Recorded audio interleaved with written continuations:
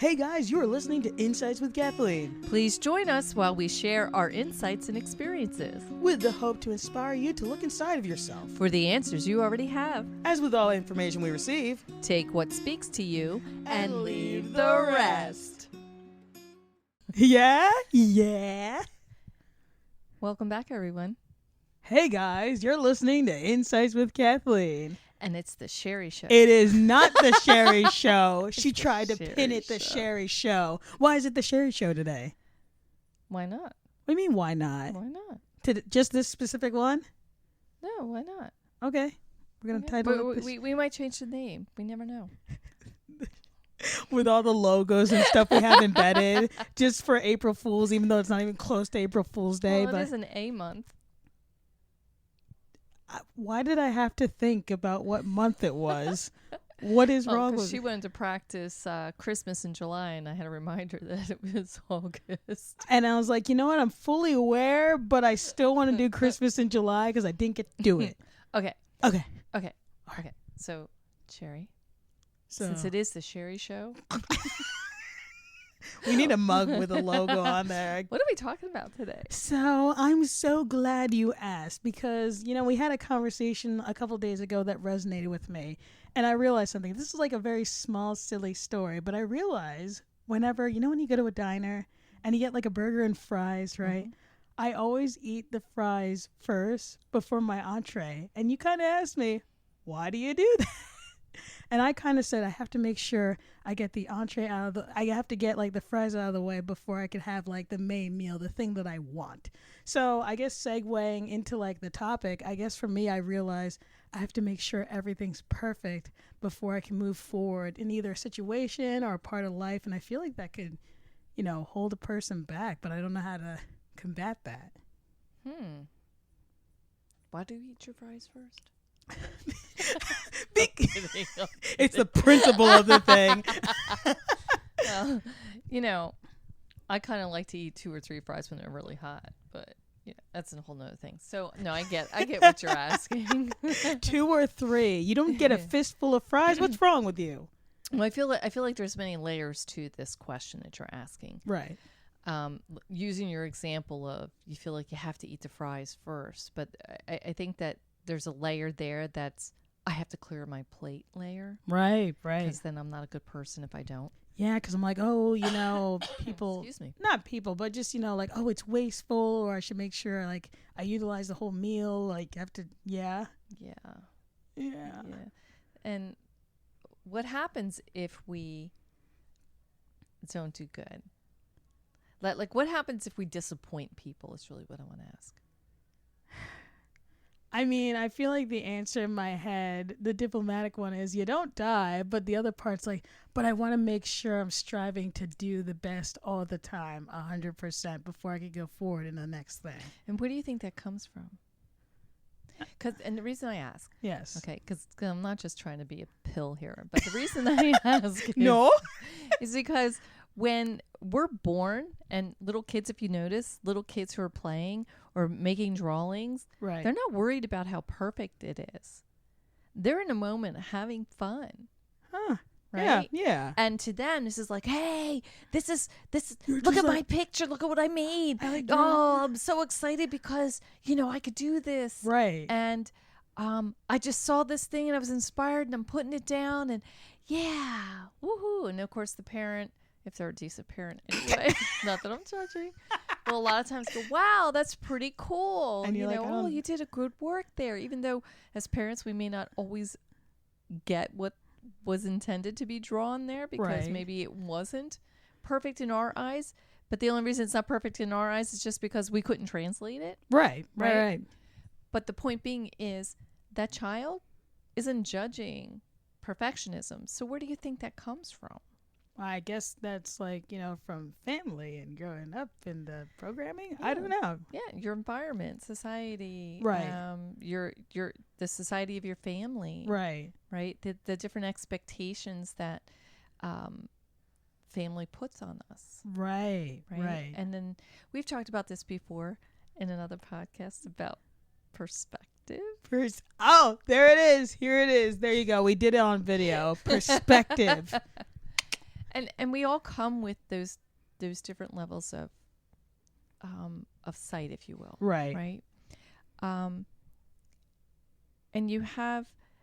we have certain needs inside of us that we feel needs to be met. Right. It's a little redundant with the needs, but I think you get my point. Needs. Needs. Tell me about them. Needs is them. the word of today. I thought it was perspective. Yeah, but we need perspective. Need is still there.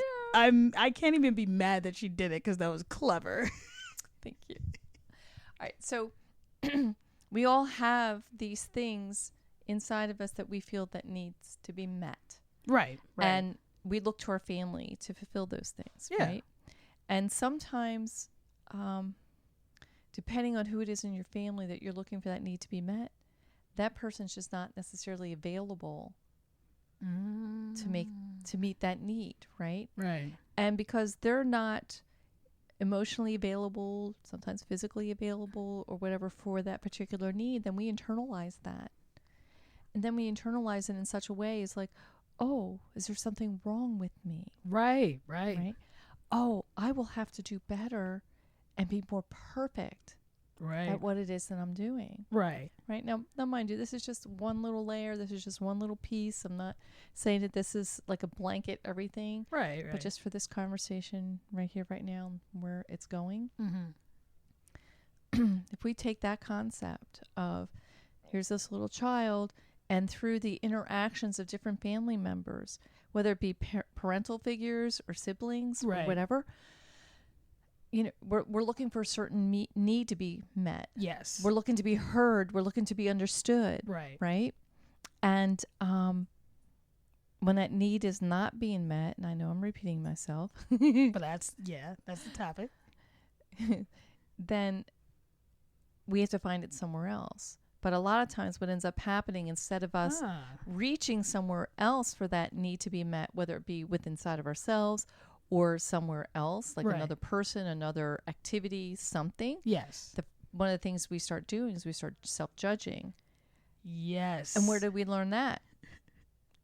From our family. Right. From our environment. Right. From what we're being exposed to. Mm-hmm. Whether it be the TV, the actual family, the teachers, the shop owners or whatever. It's just your environment and where you are. And because, children are like little computers in the sense that they're absorbing information from all over the place. And we need to acknowledge that so that we understand that we were children once upon a time. And once upon a time, we were absorbing all of that information and translating it within inside of ourselves. It's not like we have, like Jiminy Cricket on our shoulders saying, say no, or helping you to figure that out. You're kind of just trial and error doing that yourself. Right. So then there may be times where you're at a restaurant and you got to eat your fries first because you think that that's the right thing to do because I got to clear my plate and I got to make sure I eat them because I really want to eat them when they're hot because I might take too long talking or doing something else by the time I get to the main meal. Wait, what? I don't have to clear my plate, so maybe I can have a couple of hot ones and then eat my main meal because that's my favorite part? Right. And I can leave fries on my plate? What? No, you're right. And and now that you're saying it in the way that you're saying it makes a lot of sense because I know for me why I stem from I have to make sure I get everything done before I could do this. It's the almost, I don't want to say over planning, but it's like because of, my childhood and some of the instabilities, I always needed an A, B, C, D, E, F, all the way to Z in case things went wrong. And I just kind of internalized it like it's my fault. So with that, I just be like, well, if I don't do it in this way, something bad's going to happen. We're not going to have this resource or that. And even coming back to the fries of if I don't eat all this fries, well, what if I don't get the chance to have this food again? So. Yeah, well, good job, first of all, buddy, because now you recognized that those are your triggers, that's your coping mechanism. That's what you did.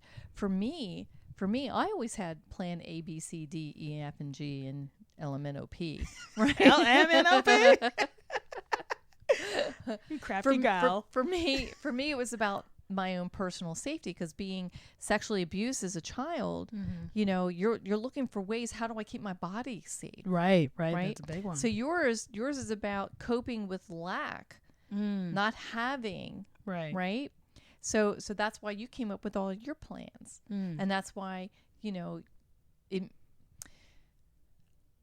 that is what may be driving your behavior. Right?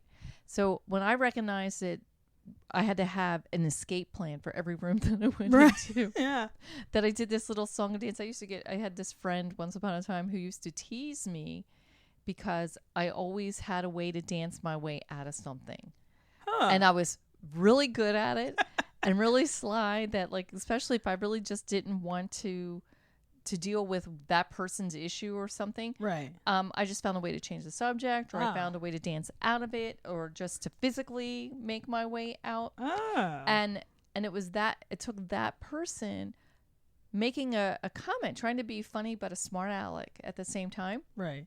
For me to even see and have the perspective that person had over my own behavior. Because that person sort of shed a light on it, right, just by pointing that out. So I didn't like hold that against them. Right. I was like, oh, whatever, ha ha ha, yeah, I'm that talented, ha ha ha. Ha ha. Now I'm getting out of here. But it did give me pause to come back and to reflect and say, why do I do that? Why do I have this need? And some of it is anxiety, because it's a fear of something coming and not knowing. Right. Yeah. Okay. A fear of not being prepared. Yes. In case of an emergency. Yes. Right. Because then again, I translate that all back to, when I was younger and there wasn't anyone there protecting me from bad things happening. Right. Right. And so now as a young adult, I'm over here making plans all the way to LMNOP, right? Say that 3 times, Rush, because I was tripping over that one. You said it twice, so I'm waiting for the 3rd time. But that's what helped me to feel empowered. That's what helped me feel a little bit in control of my life. And I look at it like it's training wheels. Oh. Right? So I'm not judging that that's what I did. That's a big one, because I'm always judging that I knew it. I think the key for most of us is to let go of self-judgment. Okay. And that is hard, but okay. So this is really going to turn into a multiple discussion. Okay, because this one's really pressing on me. So to let go of self-judgment, and I hope I'm not talking too quick. And if I am, I apologize. Just rewind and re-listen. She's already got her fail-safe plan in case you can't understand her. Yeah. I can understand you. Good, I'm glad. Is, self-judgment. Oh my goodness, how do we stop self-judging? Well, it actually really starts with you stop judging others. Ooh. What? Ooh. That's what I'm saying. I love your sound effects. Because what happens is when we are judging other people, making those judgment calls on other people, we're looking at the girls like, what the heck was she thinking, putting that on and walking out of the house with that, right? That's a judgment. Right. All right. Not my taste, not my flavor, but hey, kudos to you, honey, for being so creative and being comfortable in that, right? Right. So it's not a judgment as much as that is an observation, but an acceptance of that's better. Her choices. Yeah. Right? Somebody's choices may not be what we would choose for ourselves, but it is their choices. It kind of falls in line with free will. Right. Yeah. Right? So we practice stop judging people and start shifting that into acceptance. That's it is. Now again, I'm going to throw my little caveat in there. I'm not saying that, somebody's hurting somebody, that, that's just them creatively expressing themselves. Jeez. So we're just going to be accepting of that. No, that's the hugest disclaimer. That's not what we're saying. That's not loving of you, and that's not loving of them. There you go. That's the checklist, guys. Always. Yes. Is this loving of me, and is this loving of them? So, but, as human beings, we're really good at nitpicking people. Yes. We're really good about, making those judgments. Right. So if we practice stop doing that and more of accepting people for their own individuality, then it's a lot easier for us to not self-judge. So it all starts with you. She just laid that bomb and was like, ha, chew on that one. You mic drop that. That was pretty good. Wait. She's like the sound producer in me. She's like, I won't drop the mic, but I'll show you. I don't want to hurt Sherry's mic. Thank you. You're welcome. right? No, but that's a big revelation to me. I mean, maybe I've sometimes come across this information, but the way you put it was just so like eloquent and concise. Because I know for me growing up, just again, the environment, the people or whatever, there was a lot of judgment, either around like others or especially me. So then sometimes I judge and then I judge me more. And that makes a lot of sense. If you're doing a lot of judging, then you can't accept yourself. Yeah. And it's really hard to break that habit. Right. Because, I don't know about you guys, but I do know that there are families that's all that they do. Right. And they do the gossip, they do the judging, and that's a hard pattern to break. Right. But how beautiful would that be to break that family patterning? Well, I really had to slow down to say that word because that was a hard word. Just in my own head, that was a hard word. Thinking my tongue's like, wait, I'm ready to trip over that. You're like, what? Oh, family patterning? I like it with your accent. Got your mom's accent there. That was really lovely stuff. I was like, I don't know where that came from, the accent, but yes, that word. Yes. So it's a pattern that your family has passed down to you through your exposure, through your environment. So we have the power, each of us within us, to break those patterns. Yeah. You just need to choose it. Yeah, so you have to choose it. Be mindful. That's the big one. Be mindful. Mindful/conscious. Yes. Conscientious. Yes. Being very self-aware in that way. Right. Because where your attention goes, that's where your energy goes. Right. So if you're being mindful and you're paying attention, then your energy will go that way, and then you'll know that this is something you want to clear. And you'll be surprised at how fast you can clear it. Really? Yes. Again, it's about being mindful, making those mindful choices. Right. Right? You know what? I'm not a saint. I'll tell you right now. You're not? I thought you were. No. I thought you were. Well, I should be, but just kidding. It's like I'm trying. When I was younger, I did the same thing. I would, and I may not have done it to people's faces, but I would criticize inside, like again, going back to that example of how somebody's dressing, right? Or that person that other person's hanging out with, like, what the heck are they thinking there? Right. Like, I don't like that person. Can't tell you why, but just don't. I'm passing a judgment on them. Right. I don't like how they tie their shoes. I don't like how they eat and chew. I don't like how they smell. They just stink. There's so many different ways, right? But I didn't like how I felt by saying all those things, because in turn, I felt like others were doing that to me. Right. Because obviously I'm doing that to them. Right. Now, we had said on a previous podcast where I had shared a story of my sister-in-law. Right. God bless her. Mm-hmm. She has many of her own little talents, but she does or had spent a lot of time talking about people right in front of them, but sort of behind their back. Like you knew when you were in that room and she was whispering to somebody else, you knew that she was talking about you. Right. Or if it wasn't exactly you, but somebody in your close proximity, because the eyes would go. Right, right. So she lives in her own torture because she's created that. Right. So because she does that behavior, she believes that other people are doing it. Yeah. Yeah, and she certainly thought I was doing that to her, but I wasn't. Right. Because she was trying to call me out in that same day, that same afternoon about that. And I was just like, no.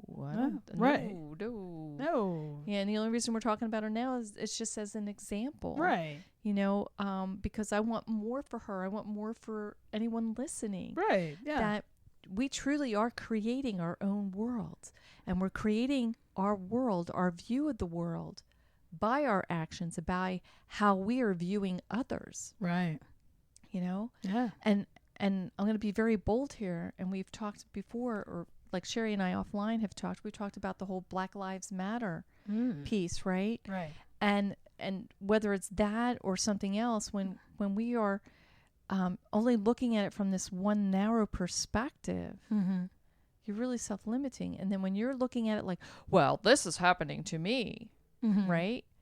Well, or you're judging that on somebody else, then of course you're creating that. But if you shift your focus a little bit, right? So some of the examples, and I hope you don't mind. I hope I'm not making you too uncomfortable here, but I am going to go here because I'm feeling led to go here.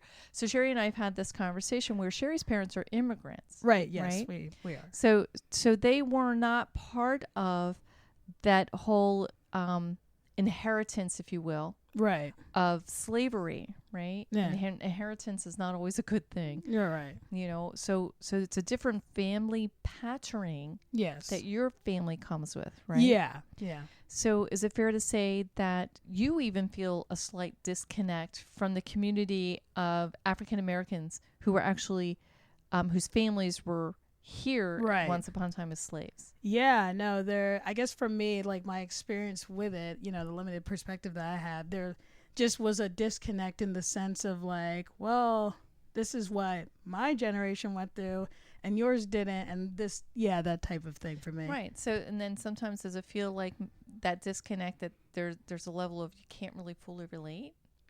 Yeah, I guess for me, there is just kind of like a level of not being able to relate or not being able to fit in or just something like that for myself. And do you feel that when you engage with those individuals, is it a judgment that they're putting out towards you?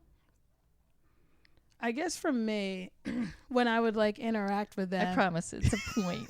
There's a point. I guess for me, when I would interact with them, I guess I would get more judgments towards myself, I guess, from them of like, why do you talk in this way? Why do you have these types of friends? Or why do you dress this way? And that type of thing, I guess, towards me. Right. So they're passing judgments towards you, right? Yeah. And that's actually a window into their own little suffering that they're going through. But it's this level of suffering that they continue to circulate around themselves through their judgments, instead of saying, wow, look at her. She talks different. She dresses different. Look, she easily flows in with all of these other populations of people. I want to do that. Like, how does she doing it? Like, so instead of like being inspired, they're judging it, which means then they're continuing this cycle that they claim they don't like. Yeah. But they're creating it. Now, I'm not saying, please no, I'm not saying that there aren't injustices in the world, that there are not, prejudiced people in the world, because they certainly exist, and I get it. Yeah. I mean, like, yes, I'm a white old lady, and what do I know? I probably have like white privilege or something, but honestly, no. I mean, we can certainly make that judgment of me, but you know what? People don't know me. They don't know what my family background is. My parents grew up impoverished. Their families were that way. My mom grew up in a community that was of color. So, and I growing up, it was always about inclusion. Always about inclusion. So I just want to be very clear. He's like, I need a disclaimer in there. All my disclaimers this week, right? All my disclaimers. But do you understand where I'm going with that? Yeah, I kind of get what you're saying, because I guess for me and my experience, and I'm not generalizing any like group of people, I'm just saying for me personally, like I have come across people that are like, the same skin tone as me, and they kind of would pass judgment on me, or like even with my mom or my dad, because they immigrated here, and like with the she's laughing. Why are you laughing? I'm sorry, because you said your mom. And all I keep thinking about is, I love her catchphrase. Is it because I'm different? Yes, I love that. Because, as we're talking about those judgments, right? People passing judgments, instead of jumping to the conclusion it's because of my skin tone, she didn't do that. No. Right? Is it because I'm different? Mind you, she has a very heavy accent. She's a beautiful woman. She's great. She really is. But I was all inspired by that line. And, to the point to where that's any community, any ethnicity. There you go. Yay, I said it. She said words. They can use that phrase, right? It's not about color. It's just about, am I different? Right. It's because I'm different. It's because I'm different. Yeah, and I guess for me, like, just with my family of like, You know, I always tell I think me and my mom just always have this guy. I know I'm going on a little bit of a tangent. You go for it. But I guess my mom and my parents just kind of always instilled in me of like the case by case with person by person, because I always grew up kind of like with the saying of like there can be some, you know, not so nice people to you, there could be some others, but I wouldn't just say a whole group or anything, because then it limits my perspective. Have I met people that weren't so nice to me? Oh yeah, different ethnicities. But have I met other people like different ethnicities who have been great? Yeah. So I just kind of like look at it in that sense. And that's a beautiful way. Right? Yeah. Because we're all people. We're all individuals. We're all people, and we should just treat each other with kindness. Yeah, love and respect. Love and respect. Mm-hmm. Well, I hope that this was helpful to you. I hope you enjoyed our time here together. And I do want to say I'm very grateful that you gave us an opportunity to be very bold today. And I hope you have a great afternoon. Bye, guys. Remember, you are bigger than anything that you are going through or anything that is happening around you.